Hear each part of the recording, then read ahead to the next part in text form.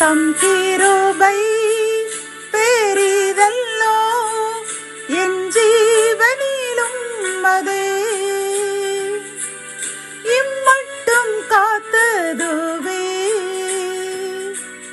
இன்னும் தேவை கிருபை தாருமே இன்னும் தேவை கிருபை தாருமே. கர்த்தரும் இரட்சகருமாகிய இயேசு கிறிஸ்துவின் ஈடு இணையற்ற நாமத்தில் சேனைகளின் கர்த்தர் ஊழியத்தின் மூலம் உங்களுக்கும் உங்கள் சந்ததிகளுக்கும் மகிழ்ச்சியின் நாளாக அமையவிருக்கின்றது என்று கூறி மனதார வாழ்த்துகின்றேன்.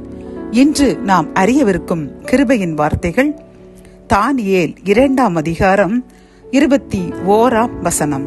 அவர் காலங்களையும் சமயங்களையும் மாற்றுகிறவர், ராஜாக்களை தள்ளி ராஜாக்களை ஏற்படுத்துகிறவர், ஞானிகளுக்கு ஞானத்தையும் அறிவாளிகளுக்கு அறிவையும் கொடுக்கிறவர்.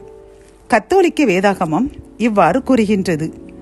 காலங்களையும் பருவங்களையும் மாற்றுபவர் அவரை, அரசர்களை விலக்கி மாற்று அரசர்களை நிலைநிறுத்துபவர் அவரை, ஞானிகளுக்கு ஞானம் வழங்குபவர் அவரை, அறிவாளிகளுக்கு அறிவை அருள்பவர் அவரே என்கின்றது.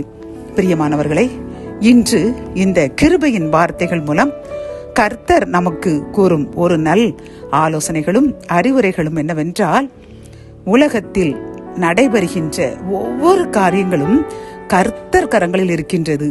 காலங்கள், சமயங்கள், அரசாட்சிகள், பதவிகள், பட்டங்கள், அறிவு, திறமைகள் அனைத்தும் அவர் கையில் உள்ளதாம். பிரியமானவர்களே, அவர் அவர்களுக்கு பிரியமானவர்களுக்கு, அவருக்கு பிரியமாய் நடப்பவர்களுக்கு அந்த பதவிகளையும் ஆசீர்வாதங்களையும் ஞானங்களையும் வழங்குவார் என்று தெளிவாக இந்த கிருபையின் வார்த்தைகள் மூலம் கர்த்தர் கூறுகிறார்.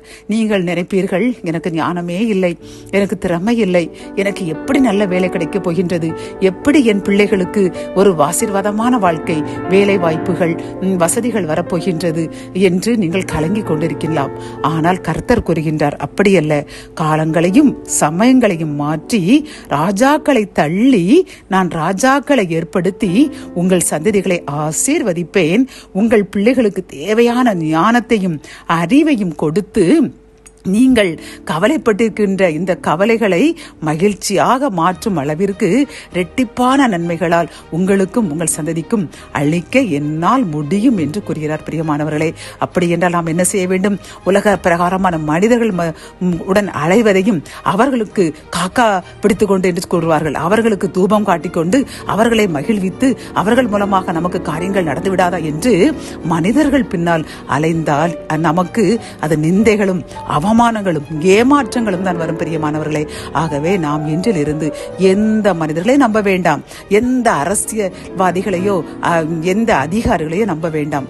இறைவனை மட்டுமே நம்புவோம். ஏனென்றால் அவர்தான் அரசர்களை மாற்றி வேறு அரசர்களை நியமிப்பார், அதிகாரிகளை மாற்றி வேறு அதிகாரிகளை ஏற்படுத்துவார், பதவிகளையும் பட்டங்களையும் ஞானத்தையும் அளிப்பவர் அவர் மட்டும்தான். ஆகவே அவரை மட்டுமே நம்பியிருப்போம், அவர் காலில் விழுந்து கிடப்போம், அவரை மட்டுமே நன்றி தூதி கூறி அவரிடமிருந்து ஆசீர்வாதங்களை பெற அவருக்கு பிரியமாய் வாழுவோம்.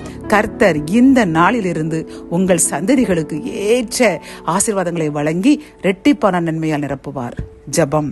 என் அன்பு தகப்பனே, இந்த கிருபையின் வார்த்தைகள் மூலமாக அப்பா, நாங்கள் எங்களுக்கு காரியங்களை வாய்க்க வேண்டுவதற்காக அதிகாரிகளையோ அல்லது வேறு மனிதர்களையோ நம்புவது வீண், என்னிடம்தான் அனைத்தும் உள்ளது என்று அருமையான இந்த கிருபையின் வார்த்தைகள் மூலமாக எங்களுக்கு உணர செய்திருப்பா.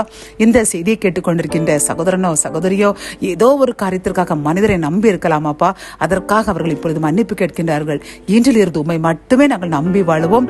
நீர் எங்களுக்கும் எங்கள் சந்ததிகளுக்கும் அனைத்து காரியங்களையும் வாய்க்க பண்ணி எங்களையும் எங்கள் சந்ததியும் மகிழ்ச்சியாக வாழ வைப்பது உமது கரத்தில் உள்ளது என்று உம்மிடம் நாங்கள் சரணடைந்து விட்டோம். எங்களையும் எங்கள் சந்ததியும் ஆசீர்வதிங்க.